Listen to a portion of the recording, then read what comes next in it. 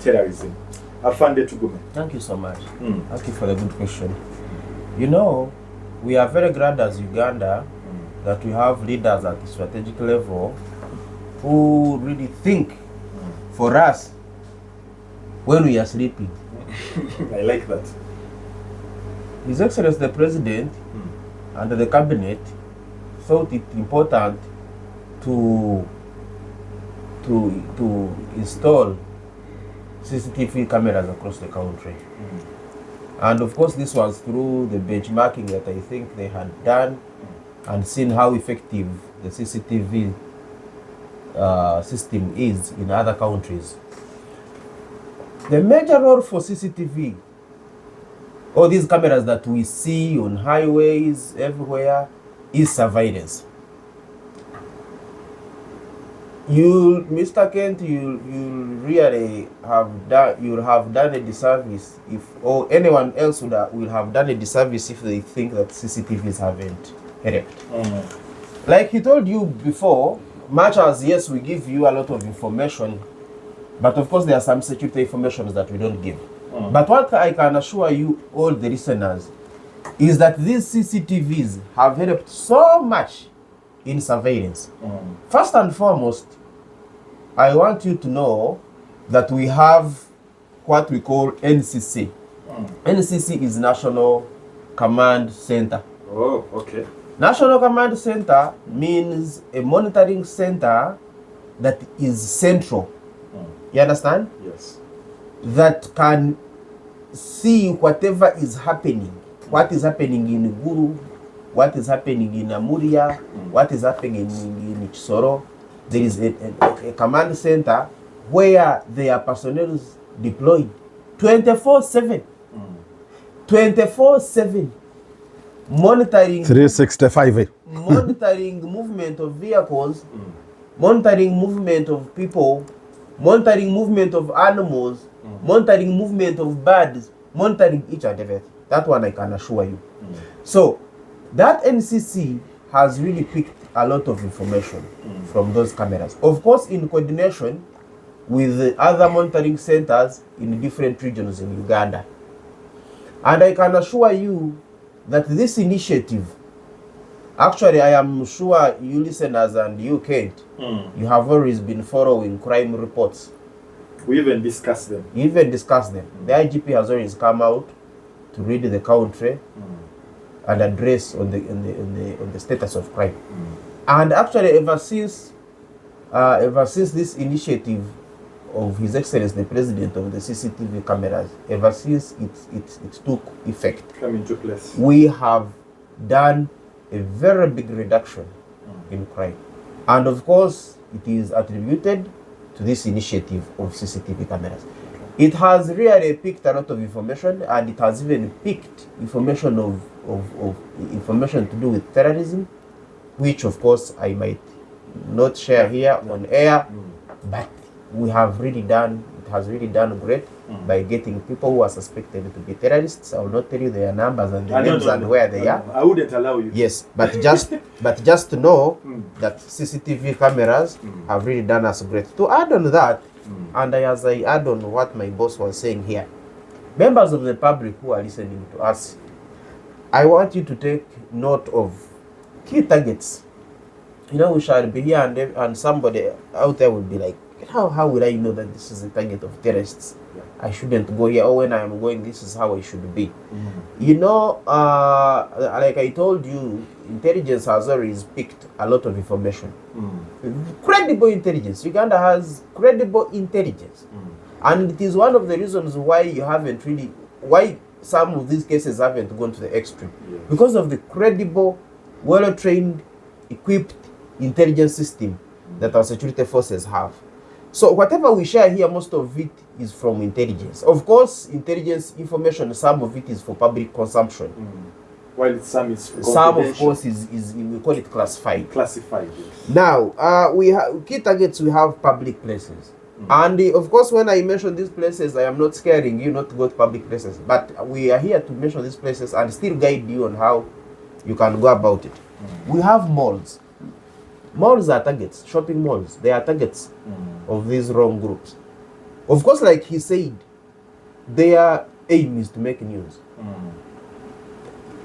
Whatever. In Uganda, we said bakwata waruma. So automatically, you know, malls, you guys have been moving around. Arcades, malls. And that is it. Even to your neighbor, you have been moving there. Vulnerable people, like you say. I mean, terrorism, you need to research you people. I encourage you to research. Read about terrorism. It's a very interesting topic to read. I did it as a course unit. Very good. Very good. We have. But you are potential. You may be potential terrorist. We are all potential. Okay. Then we have places of transportation. Talk of parks. The terminals. Very good. That's very good. Terminals, bus parks, etc.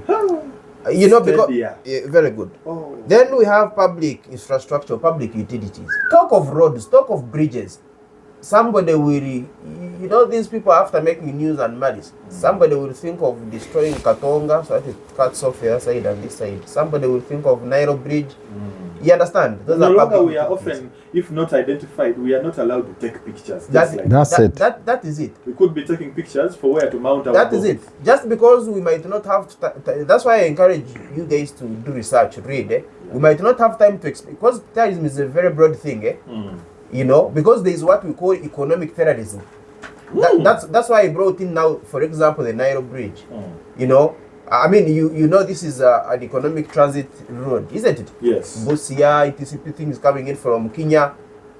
God forbid, what if something happens to that bridge? You understand the point? How economically we can be affected. So it is an interesting topic that we need to research about, read at our own time, so that we get to know. Then there is schools. Schools are also vulnerable, where our children are. They are very vulnerable. Religious places. Then worship places, like he said. So why are we talking about this? I'm not talking about this to scare you. However, somebody will be like, okay, now you as a security organ, or you as security forces, if you have known this, what have you done about it? Do you want to close them? Not really. We cannot close them. We have come with measures. Because now some of these places, or if not all of them, they are places that give revenue back to the government. I mean, you can't close just because you have information that ABCD is going to happen. And even that one, if you do that, those the bad people would have scored. Exactly. Because their is to cause the panic. Very good. That they have scored. So we have come up with measures. Much as I told you earlier about the government measures, Operation Suja, etc. But then now, that is at the strategic level. Yes. But now at the tactical level, we have measures how we can secure our youth. Like you said, a very big population of Ugandans is the young population. The youthful population. And actually, if you look at these places I mentioned above, then I didn't talk about music shows, concerts. I didn't talk about football. You know what happened to us when we were targeted in 2010 when we were watching the World Cup. So, and most of these things now, which age group is involved? They are the youth, the young generation. They're the young generation, which is already the future of Uganda. Now, at the tactical level, we have measures. We have what we call access control measures. We have gone. I am always with him as he guides me. We have always done snap checks. And whenever we are in snap checks, we are looking at these access control measures. If you have a hotel, if you have a mall, you don't need police to come and do access. What?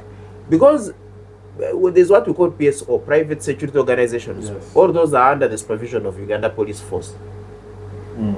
We have always trained them. We have given them skills to do the first line of defense before we come in. Now, you people listening to us who are working in malls or who own malls or shopping arcades, do you have access control measures? They'll respond. You will respond. Very good. Now, we have always emphasized that and encouraged that. And whenever we do checkpoints, we always, spot checks, we always basically measure on access control measures. The ones we find that he doesn't have or she doesn't have, we always put in recommendation for action.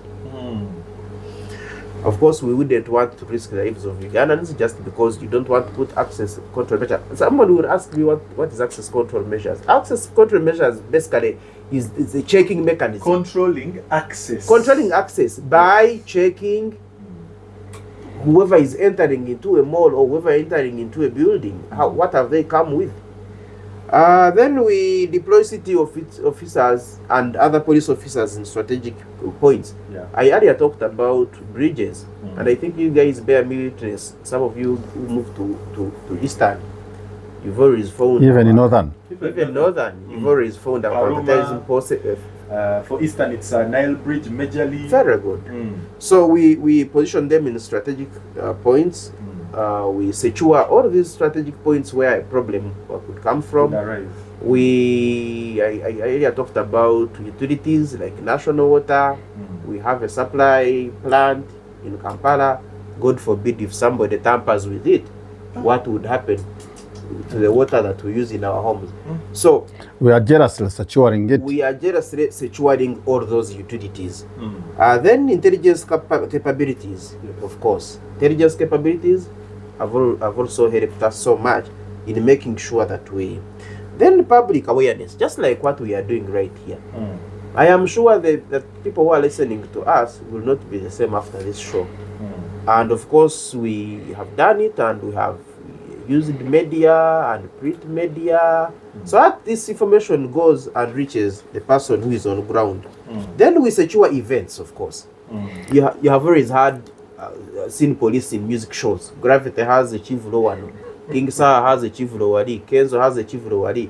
You understand? We have always given promoters guidelines, and we are glad the promoters have always responded by writing to IGP requesting for security. We make sure that whoever comes, and this is now a lesson that if you go into such a music show or any show of any nature or any place which has so many people, maybe a happening place, and you see there are no access control measures, ask yourself, the fun that I'm going to have here and the life that I want to have tomorrow, which one is better?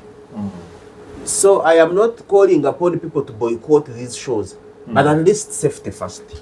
Then lastly but not least, do you know what I call detectives?